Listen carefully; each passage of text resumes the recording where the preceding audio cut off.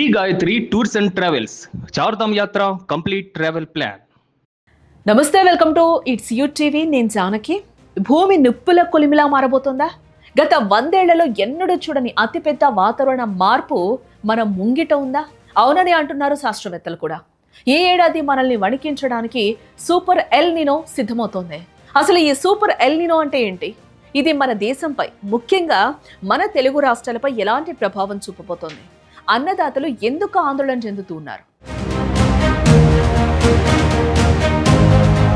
Pacific మహాసముద్రంలో వేగంగా మారుతున్న పరిస్థితులు రాబోయే ఋతుపవనాలపై తీవ్ర ఆందోళన కలిగిస్తున్నాయి. ఇదే ఈ సూపర్ ఎల్ నినో ఎఫెక్ట్. అసలు ఈ ఎల్ నినో అంటే ఏంటి? ఇది సముద్రపు ఉపరితల ఉష్ణోగ్రతల్లో వచ్చే ఒక అసాధారణ మార్పు. సాధారణంగా పసిఫిక్ మహాసముద్రంపై తూర్పు నుండి పడమర వైపు, అంటే అమెరికా నుండి ఆసియా వైపు బలమైన గాలులు వీస్తూ ఉంటాయి.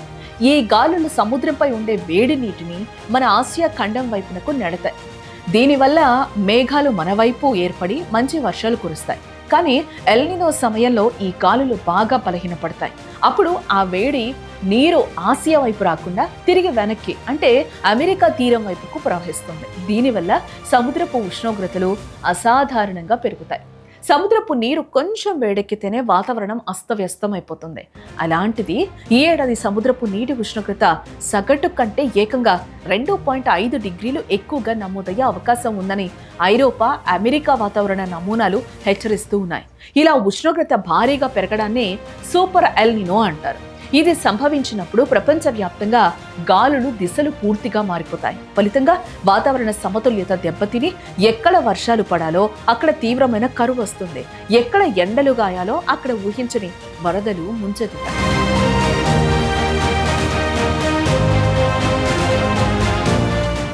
చరిత్ర ఒక్కసారి తిరిగేస్తే 1982, 83లో, ఆ తర్వాత 1997లో, మళ్ళీ 2015లో ఇలాంటి భారీ ఎల్ నినో మార్పులు వచ్చాయి. ఆ సమయాల్లో ప్రపంచం ఎంతటి కరువును, వినాశనాన్ని చూసిందో గతం చెప్తోంది. సముద్రపు జీవరాశి అంతరించిపోవడం నుండి దేశాల ఆర్థిక వ్యవస్థలు కుప్పకూరడం వరకు దీని ప్రభావం చవి చూసాం. అయితే ఇప్పుడు 2026లో రాబోయే ఈ సూపర్ ఎల్ నినో గడిచిన 100 ఏళ్లలోనే అత్యంత శక్తివంతమైనదిగా ఉండొచ్చని European centre for medium range weather forecast హెచ్చరిస్తోంది. జూన్ నుంచి ప్రారంభమై ఆగస్టు నాటికి ఇది విశ్వరూపం చూపిస్తుందని శాస్త్రవేత్తలు 98% నమ్మకంగా చెప్తున్నారు. దీనివల్ల ప్రపంచవ్యాప్తంగా ఎండలు మండిపోవడమే కాదు, కొత్త అత్యధిక ఉష్ణోగ్రతలు రికార్డులు కూడా నమోదయ్యే ప్రమాదం పొంచి ఉందని చెప్తూ ఉన్నారు.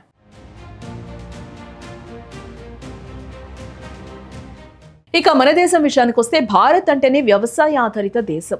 మన దేశానికి వచ్చే వర్షపాతంలో 70% కేవలం నైరుతి ఋతుపవనాల వల్లే లభిస్తుంది. బట్ ఈ ఏడాది ఎల్ నినో ప్రభావంతో ఈ ఋతుపవనాలు దారి తప్పేలాగా అనిపిస్తూ ఉన్నాయి. ప్రైవేటు వాతావరణ సంస్థ స్కైమెట్ అంచనా ప్రకారం ఈసారి సగటు వర్షపాతం కంటే కేవలం 94% వర్షాలు కురిసే అవకాశం ఉంది.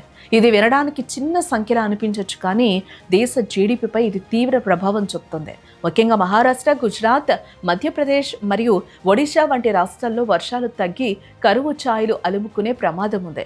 జూన్, జూలై నెలల్లో పంటలు వేసే రైతన్నలకు ఇది ఒక రకమైన పరీక్షాకాలం అనే చెప్పాలి. మన దేశంలో జరిగే మొత్తం ఆహార ఉత్పత్తిలో 50% పైగా కేవలం ఖరీఫ్ సీజన్ నుంచే వస్తుంది.